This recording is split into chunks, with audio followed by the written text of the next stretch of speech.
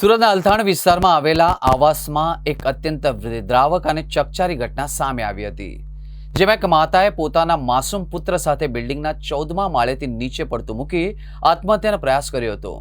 બિલ્ડિંગની ઊંચાઈથી પટકવાના કારણે ગંભીર ઇજાઓ થતાં માસૂમ દીકરાનું ઘટના સ્થળે કરુણ મોત નીપજ્યું હતું, જ્યારે માતા ગંભીર રીતે ઇજાગ્રસ્ત થતાં તેમને તાત્કાલિક સારવાર અર્થે સુરત સિવિલ હોસ્પિટલમાં ખસેડવામાં આવ્યા છે।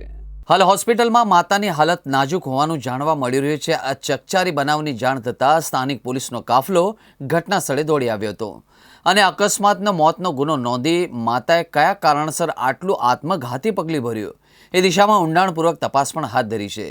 મહિલાએ 14મા માળેથી પોતાના 5 વર્ષના પુત્ર સાથે મોતની છલાંગ લગાવી હતી, ત્યારે તે નીચે પાર્ક કરેલી એક કાળા રંગની કાર પર પટકાઈ ગઈ હતી। મહિલા કારના પાછળના ભાગે પડતા જ કારનો કાચ સંપૂર્ણપણે તૂટી ગયો હતો અને પાછળનો ભાગ પણ દબાઈ ગયો હતો। કારની પાસે જ મહિલા લોહીલુહાણ હાલતમાં પટકાઈ ગઈ હતી, જેના કારણે આ ગમખ્વાર ઘટનાના કારને પણ ભારે નુકસાન થયું હતું। આ ઘટનાને પગલે આસપાસના લોકોમાં ભારે અરેરાટી પણ વ્યાપી ગઈ હતી। અલથાણ પીઆઈ ભાવેશ રબારીએ કહ્યું કે આજે સવારે 10:30 વાગ્યાની આસપાસ સુમન અમૃત આવાસ છે, જે ભટાર ચોકી વિસ્તારમાં લાગે છે। ત્યાં એક આશરે 30 વર્ષની મહિલા છે, જે પોતાના બાળકને લઈને 14મા માળેથી કૂદકો મારે છે। આ ઘટનામાં બાળકનું જગ્યા ઉપર જ અવસાન થયેલું છે અને આ બંનેની કન્ડિશન થોડી ક્રિટિકલ છે। આ ઘટનામાં બાળકનું જગ્યા ઉપર જ અવસાન થયેલું છે અને બેનની કન્ડિશન થોડી ક્રિટિકલ છે। હાલ સારવાર અર્થે સિવિલ માટે લાવવામાં આવ્યા છે। ખટોદરા વિસ્તારના સુમન આવાસ છે, ભટાર ચોકી વિસ્તારમાં।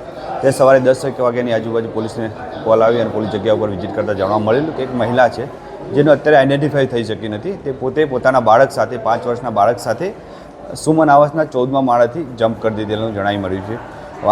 આ બનાવમાં જગ્યા ઉપર જ બાળકનું ડેથ થયું છે। જે મહિલા છે એની કન્ડિશન ક્રિટિકલ કન્ડિશનમાં હોય, હાલ સિવિલ ખાતે એને સારવાર માટે લાવવામાં આવેલી છે। પ્રાથમિક રીતે મહિલાએ આત્મહત્યાનો પ્રયાસ કર્યો પોતાની બાળક સાથે, પરંતુ હાલ મહિલાનો પરિચય મેળવ્યા પછી મહિલા કોણ છે એ પોલીસ તપાસ કરી, ત્યારબાદ ખ્યાલ આવશે કે આ બનાવ પાછળનું મુખ્ય કારણ શું છે।